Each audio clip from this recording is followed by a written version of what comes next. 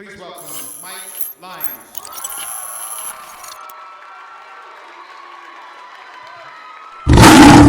All right, everybody. So today I'm going to do some chest movements. Just touch on kind of brief cues and techniques that a lot of people kind of misconstrue and kind of, they don't really think about what they're doing. They think about more so moving with the weight. So today I'm going to use this vertical seated press that we have here at Ifbb. So with the chest press, right away, get into it, you want to start, if you're coming in starting with a press or any sort of movement, you want to warm up that shoulder joint or shoulder capsule. Especially when someone that has any shoulder injuries, you really want to get that shoulder warmed up for movement pattern. So, to do so, you basically get in that general position and think about what you're doing is you're not really pressing this away from you. You're not. So that's where people get into this whole shoulders forward because they're thinking about, I have to push this thing as far out as I possibly can. And that's where they get out of the whole concept of what activates the chest.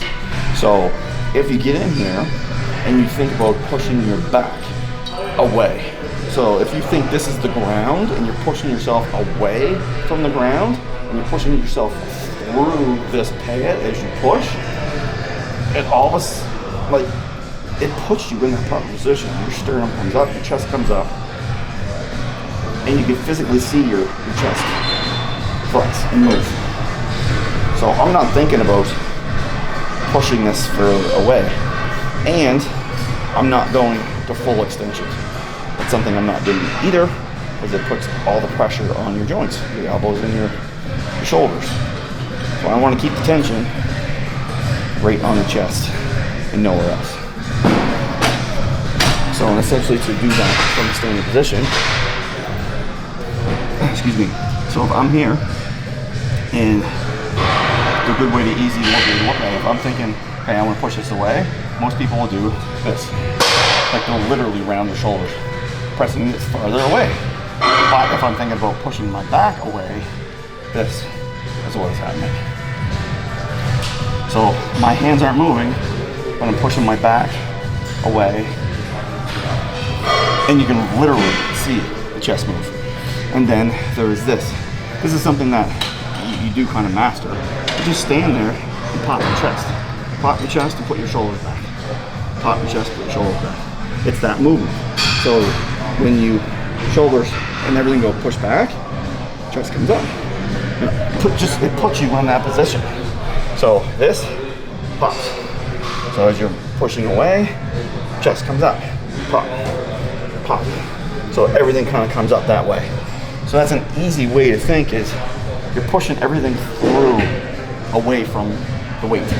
So if you push away, this has to come up. It has to kind of elevate, which helps you flex the chest. Where the bar lines up on people really is preference. So you'll see power lifters, they really have it low because they want the most amount of power. So they have all their elbows nice and tight, and they generate the most power in that area.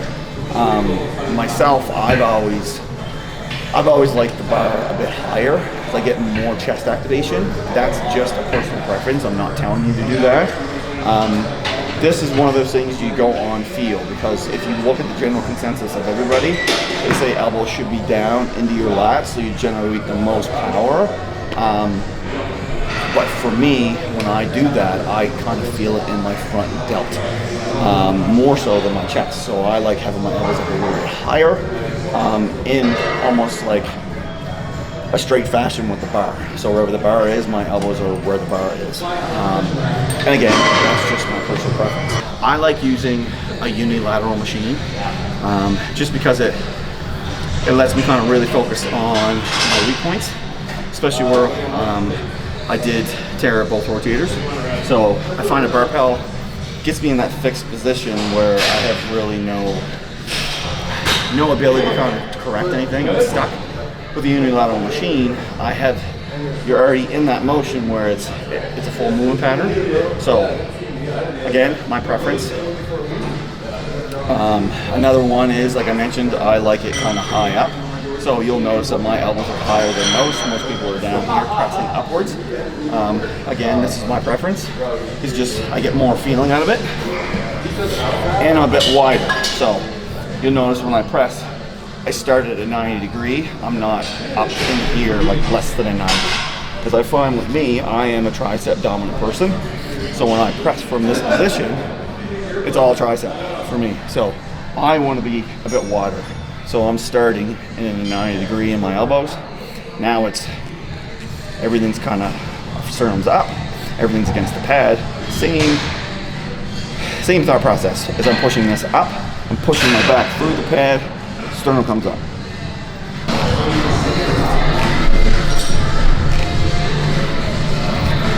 And you'll notice I'm not going to full lockout.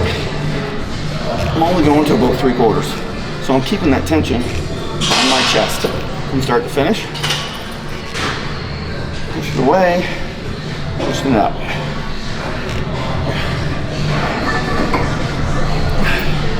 Give that a whirl the next time. So same sort of thing. So I was doing the vertical, or the kind of the flat press. So now I'm just doing the incline. So now it's coming up on an angle like this. So I'm pushing it away, pushing my sternum up. Everything's there. So try that the next time you do an incline press.